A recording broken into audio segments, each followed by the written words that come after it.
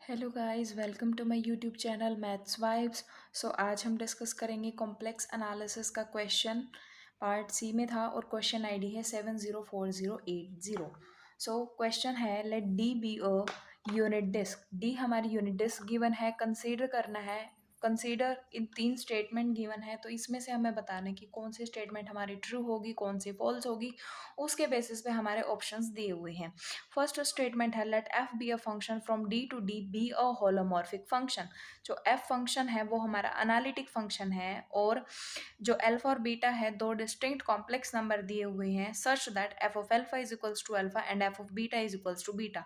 It means जो alpha and beta है दो पॉइंट्स वो हमारे फिक्स पॉइंट हैं। Then F of Z is equals to Z for all Z belongs to D.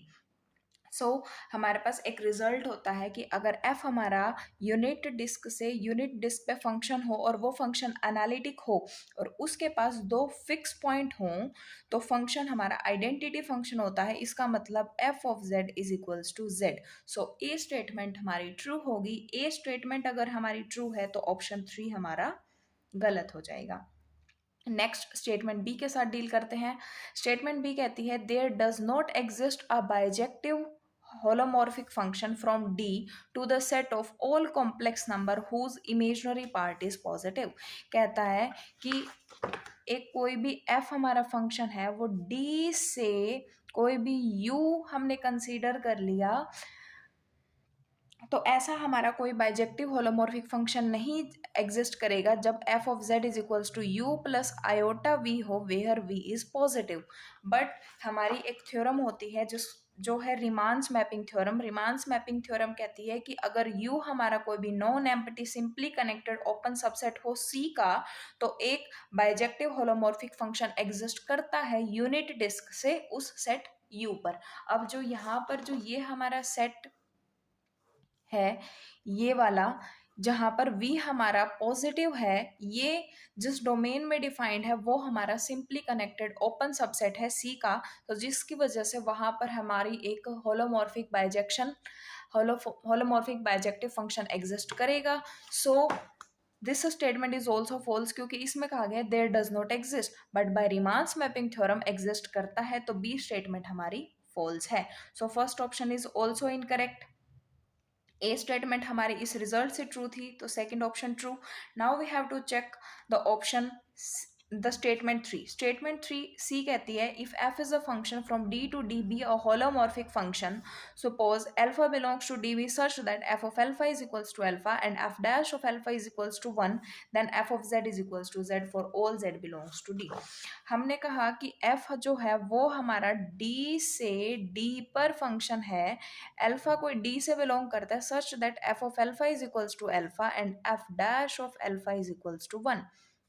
सो हमने consider कर लिया कि अल्फा 0 है, क्योंकि जो डोमेन में बिलोंग करता है, जो डी रीजन में यूनिट डिस्क में बिलोंग कर रहा है, उसके लिए हमारी ये दो कंडीशंस फुलफिल हो रही हैं। So F of 0 is equals to 0 and F dash of 0 is equals to 1। So if F of 0 is equals to 0, so हम सवार्स लेमा यूज करेंगे। इस लेमा के according so mod of F Z जो होगा वो less than equals to mod Z होगा, और F dash of जो जेड होगा, this modulus is less than equals to 1 factorial.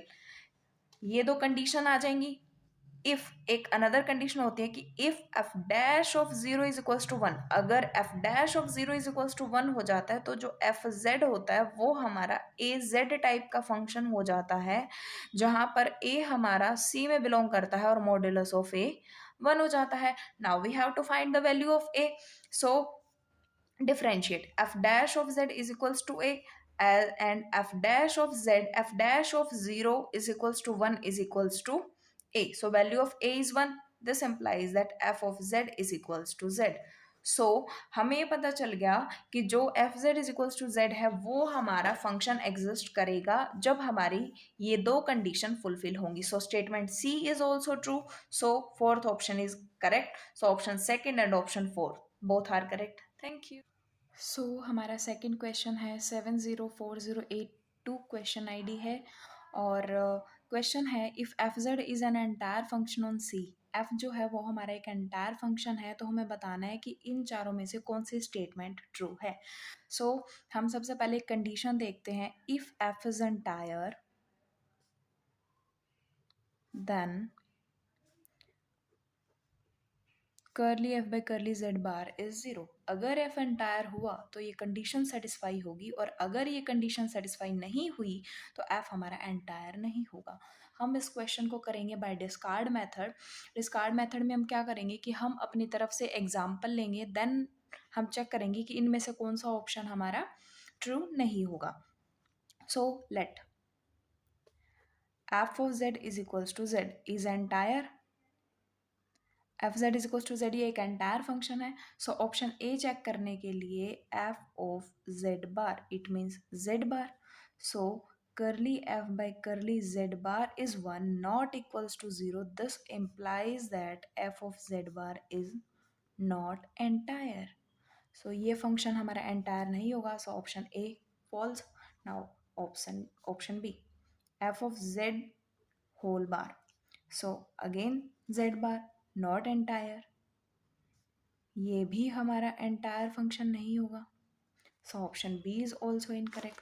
Now option D F Z whole bar plus F of Z bar is Z bar plus Z bar is two Z bar, again not entire,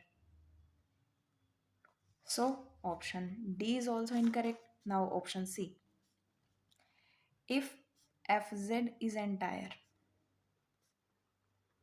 अगर fz entire function हुआ then जो fz है हम power series के form में लिख पाएंगे। an जो होंगे वो कोफिशिएंट्स, ठीक है। So F of Z bar क्या होगा, summation a n z bar raise to the power n, whole bar क्या होगा, summation a n bar z raise to the power n. ये भी तो हमारी पावर सीरीज हो गई with the coefficient a n bar.